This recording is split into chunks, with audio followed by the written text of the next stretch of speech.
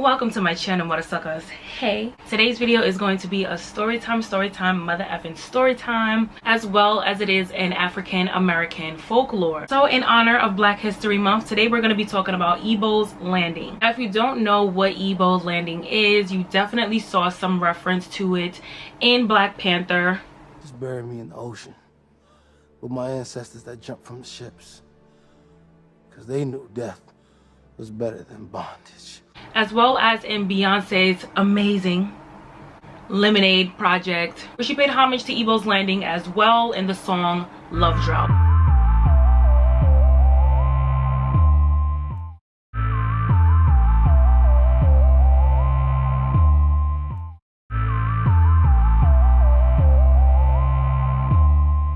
So today, if you got a little time, cause this is a very interesting story that us as a people should know about our ancestors. So Igbo is a tribe in southeastern Nigeria, and our story begins in 1803. The Igbo people were highly intelligent, highly self-sufficient, honey, and the Europeans basically found that there wasn't much that they can trade with these people that the Igbo people didn't already have, or like, I could get it myself, you feel me?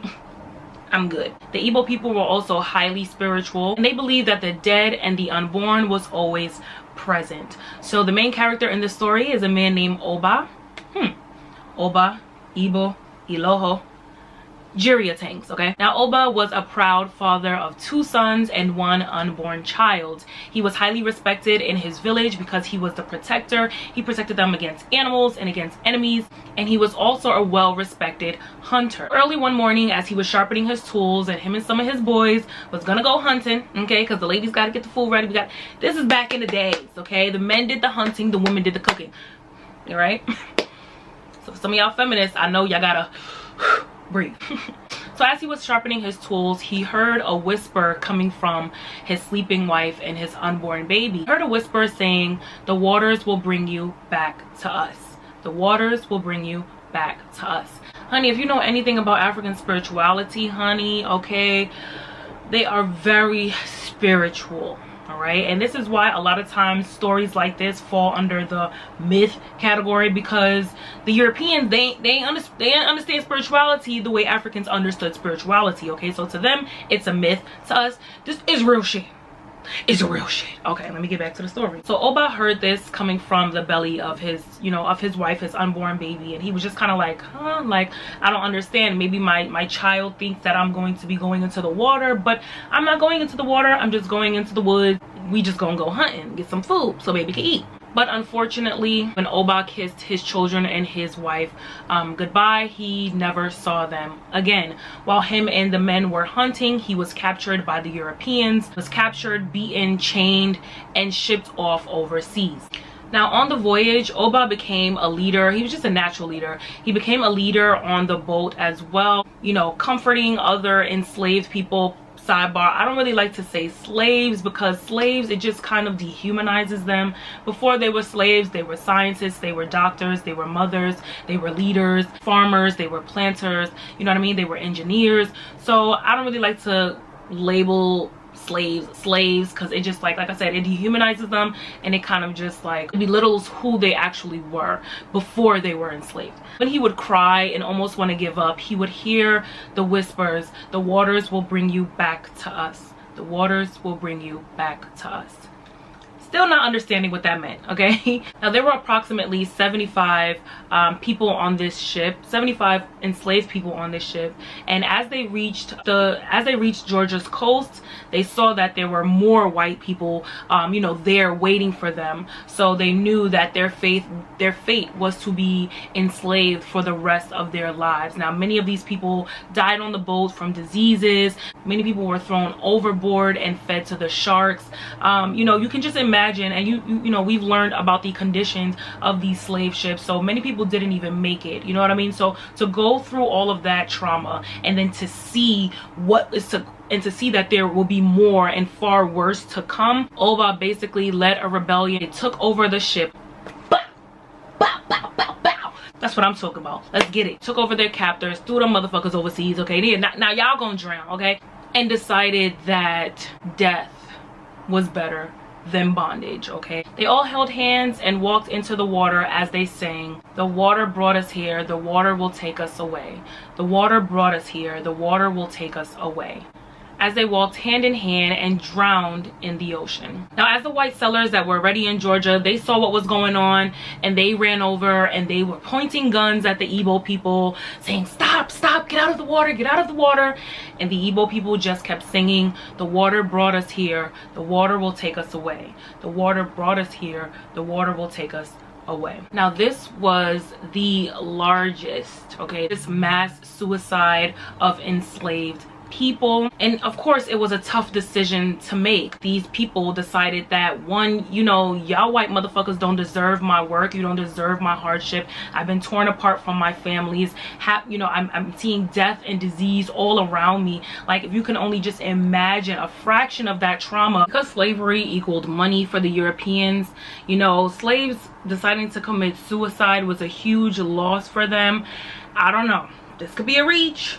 I'm not even gonna put that in here because I really don't condone suicide, and I'm not saying that suicide is right, but it's really interesting to me, you know, as I was growing up in church, you know, there was always these scriptures like, you know, if you commit suicide, that you will go to hell.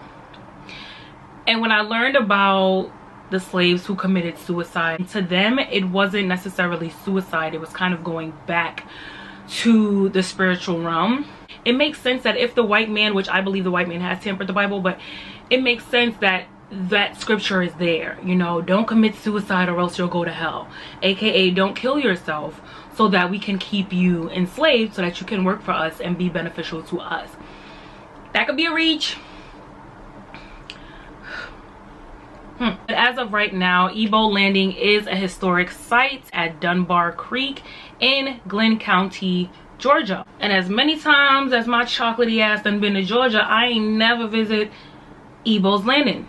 Shame on me. Okay, I gotta put that on my bucket list. Gotta visit Igbo's Landing in 2020. Some people say that fishermen don't fish in Dunbar's Creek because of Igbo's Landing, and others say that at certain parts of the night, honey, you can hear the chains and you can hear the babies crying and the women screaming, and you can just hear and feel the horror of our ancestors who lost their lives. My scary ass will be visiting in broad daylight. Before I end this video, I just want to have a moment of silence for the 75 people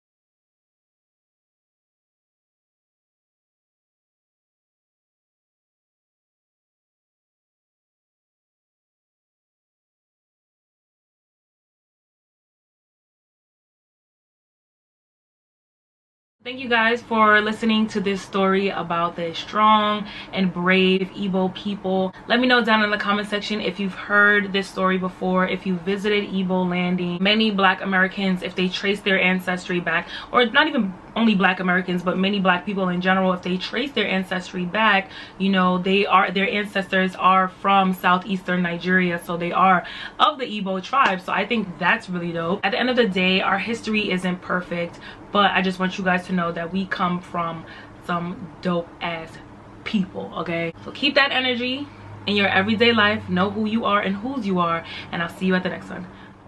So in case you were wondering, I did update my site with some Black History Month merch. You know, I'm always coming through with the looks, the facts, and the tea. So if you're interested in some pro-Black apparel, definitely head over to moonchildshops.com. Girl, I added some stuff for the babies, for the girls, and the boys, okay?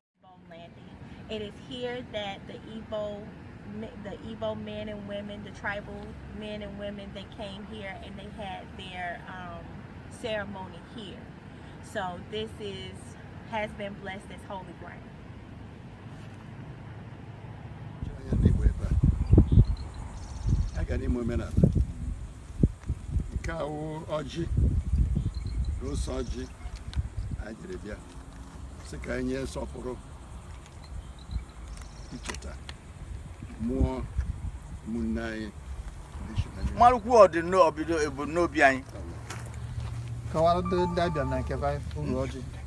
Ulu oji abiji.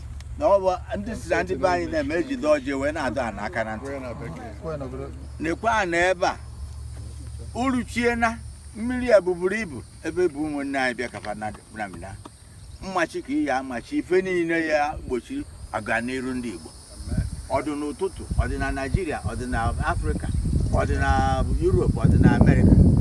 Or Ghanaian, we are all sharing in this ground. And through this color, we say prayers to God.